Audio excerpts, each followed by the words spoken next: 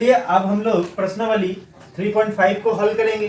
तो देखिए 3.5 का पहला सवाल क्या कह रहा है कि निम्न रेखिक समीकरणों के युग्मों में से, यानी नीचे समीकरण के युग्म दिया गया, यानी दो दो समीकरण दिए होंगे, उसमें क्या करना है, आपको बताना है कि उसका एक अद्वितीय हल है या उसका कोई हल नहीं होगा या इसका अपरिमित रूप से अनेक हल है।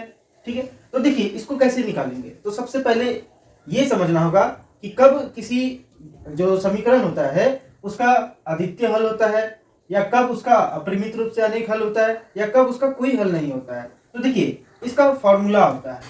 तो इसका क्या फॉर्मूला होता है, तो पहला क्या फॉर्मूला होता है कि अगर a1 बट्टे a2 does not equal to b1 बट्टे b2 does not equal to c1 बट्टे c2, यानी जब a1 बट्टे a2 b1 बट्टे b2 और c1 बट्टे c2 तीनों अलग अलग, यानी तीनों एक दूसरे से नहीं मिलता हो, तब क्या होता है, इसका एक अद्वितीय हल होता है।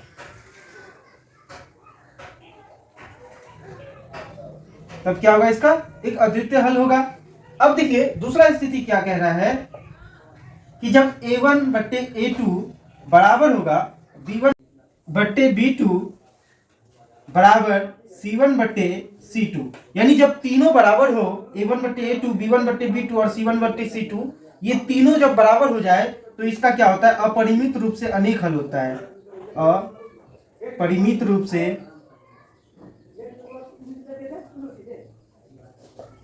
अनेक हल, ठीक है, यानी जब तीनों बराबर हो तब अपरिमित रूप से अनेक हल होता है। और देखिए तीसरा नियम क्या कहता है, तीसरा नियम कहता है कि अगर a1 बट्टे a2 बराबर हो b1 बट्टे b2 का, लेकिन does not equal to c1 बट्टे c2, यानी a1 बट्टे a2 b1 बट्टे b2 का बराबर हो लेकिन b1 बट्टे b2 c1 बट्टे c2 का बराबर नहीं हो, तो इसका कोई हल नहीं होगा। इसका कोई हल नहीं होगा। तो ये तीनों जो कॉन्सेप्ट है आपको याद रखना होगा कि a1 बट्टे a2 does not equal to b1 बट्टे b2 does not equal to c1 बट्टे c2, तब इसका अद्वितीय हल होता है। a1 बट्टे a2 बराबर b1 बट्टे b2 बराबर c1 बट्टे c2, यानी तीनों इक्वल हो तो अपरिमित रूप से अनेक हल होता है। अगर पहला वाला बराबर हो और लास्ट वाला बराबर नहीं हो तो इसका कोई हल नहीं होता है। तो ये तीनों इजी है, इसको आप याद कर लीजिए, तब आपका जो है 3.5 जो है बनेगा। तो देखिए इसको आप लोग जो है ज्यादा से ज्यादा कोशिश कीजिए कि याद रहे। आपको याद नहीं रहेगा तो मैथ नहीं बनेगा। तो चलिए अब हम लोग जो है पहला नंबर का जो है क्वेश्चन को हल करते हैं। तो देखिए अब सबसे पहले आपका सवाल में क्या दिया गया है, तो सबसे पहले लिखिए दिया हुआ है। तो क्या दिया हुआ है आपका, देखिए ये जो पहला समीकरण है ना, इससे आप a1 और a2 निकाल लीजिए। चलिए हम लोग लिख भी देते हैं इसको। देखिए x माइनस 3y माइनस 3 बराबर 0, इसको समीकरण 1 मान लीजिए। यानी इससे क्या निकलेगा, यहाँ पे कुछ नहीं है तो 1 है, तो ये a1 हो गया, और y के साथ जो होगा वो b1 हो गया। ठीक है, इसके साथ माइनस 3 है तो b1 का मान माइनस 3 हो गया, और c देखिए जो अकेला रहे वो c हो जाएगा इसमें, और c कितना हो गया, वो भी माइनस 3 हो गया। ठीक है, यानी c1 माइनस 3 हो गया। तो समीकरण 1 से 1 वाला मान निकलेगा a1 b1 c1। अब इसी तरह जो आपका दिया हुआ है 3x माइनस 9y माइनस 2 बराबर 0, इसको हम लोग समीकरण 2 मान लेते हैं। तो समीकरण 2 मानेंगे तो ये क्या हो जाएगा a2, ये क्या हो जाएगा b2, ये क्या हो जाएगा c2 हो जाएगा।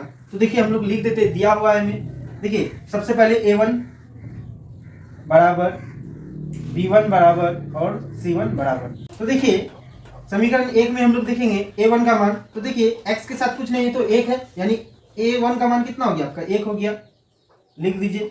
अब देखिए यहाँ पे b1, तो y के साथ जो होता है वो b1 होता है, तो b1 कितना है, माइनस 3 है, तो यहाँ लिख दीजिए माइनस 3।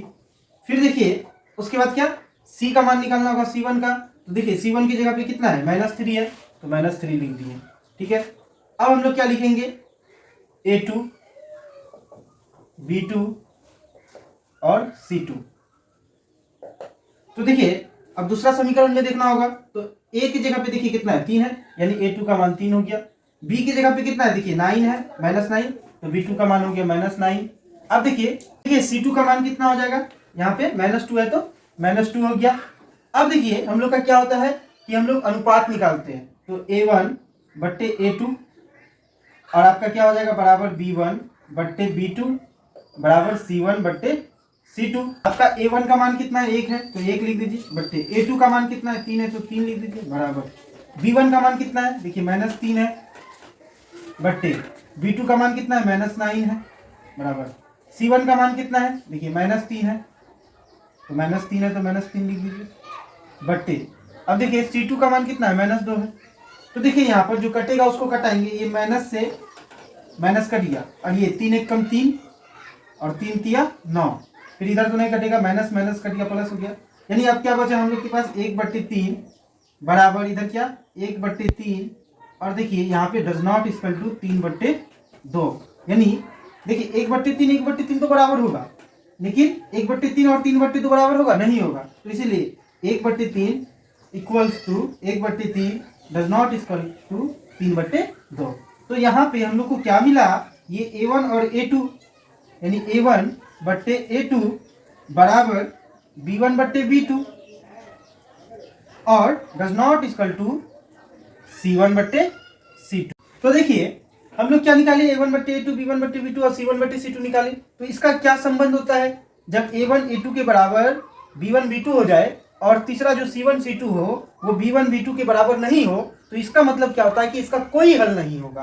तो हम लोग लिख देंगे, अतः इस समीकरण युग्म के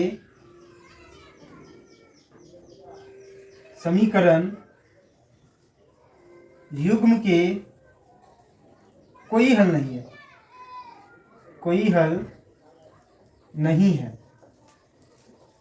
तो देखिए आपका सवाल क्या कहा था कि अगर अद्वितीय हल हो तभी इसका जो है वज्र गुणन विधि से हल करना है, अगर अद्वितीय हल नहीं हो तो वज्र गुणन विधि का यूज नहीं करना है, यहीं तक छोड़ देना है। तो ये 1 नंबर का यहाँ तक आपका जो है आंसर हो जाएगा।